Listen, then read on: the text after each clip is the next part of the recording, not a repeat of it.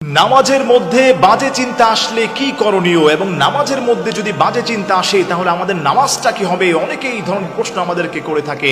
আমি আপনাকে বলতে চাই, নামাজের মধ্যে যদি আপনার মধ্যে বাজে চিন্তা আসে, কুধারণা আসে, গুনাহের কথা আসে, আপনি দুইটি আমল করবেন। আল্লাহর কসম খেয়ে বলি, কখনোই আপনার মধ্যে এই নামাজে দাঁড়ানো অবস্থায় কখনোই বাজে চিন্তা আসবে না। সুবহানাল্লাহ পড়েন।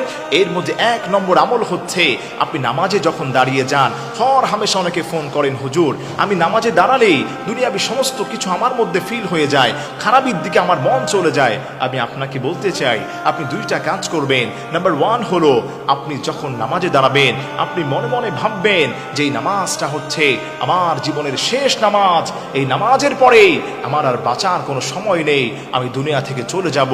এইটা যদি মনে করে আপনি নামাজ পড়তে পারেন, নামাজে আপনার মনোযোগ বেড়ে যাবে, আল্লাহ পাক আপনার উপর রহমত নাজিল করবেন। নাম্বার 2, যে আমলটা করার কারণে আল্লাহ রাব্বুল আলামিন আপনার উপর রহমত নাজিল করবেন, নামাজগুলোকে কবুল করবেন, সমস্ত ধরনের খারাপ চিন্তা চেতনা থেকে আল্লাহ রাব্বুল আলামিন আপনাকে হেফাজত করবেন। সুবহানাল্লাহ পড়েন। 2 নম্বর আমল হচ্ছে, আপনি নামাজের মধ্যে যেগুলো ইমাম সাহেব পাঠ করেন, আপনি নিজে পাঠ করেন, এগুলোর অর্থ জানার চেষ্টা করবেন।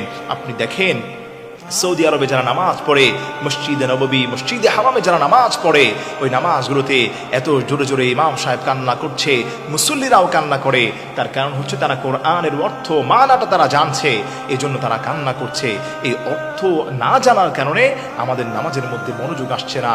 আল্লাহ রাব্বুল আলামিন এই নামাজের মধ্যে যেগুলো পাঠ করা হয়, আলহামদুলিল্লাহ রাব্বিল আলামিন, সমস্ত প্রশংসা আল্লাহ রাব্বুল আলামিনের।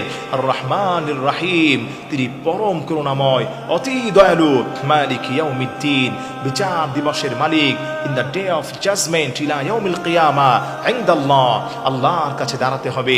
এই বিচার দিবসের কথাগুলো যখন আপনি অর্থ জানবেন, এগুলোর মিনিংটা যখন আপনি জানবেন, তারপরে কিন্তু আর কোনো চিন্তা চেতনা আপনার থাকবে না। আল্লাহ রাব্বুল আলামিন আপনার প্রতি দেখবেন আল্লাহর মহব্বত, ভালোবাসা ঢুকে গিয়েছে। কোরআনের অর্থ যখন আপনি জানবেন, এই অন্তরটা আপনার প্রশান্ত হয়ে যাবে এবং আল্লাহ রাব্বুল আলামিন আপনার উপর রহমত নাজিল করবেন। সুবহানাল্লাহ পড়েন। এজন্য আমার প্রিয় ভাইরা, আমার প্রিয় মা বোনেরা, আসেন, নামাজের মধ্যে বাজে চিন্তা আসে, খারাপ চিন্তা আছে, টেনশন করবেন না, নামাজ ছেড়ে দিবেন না।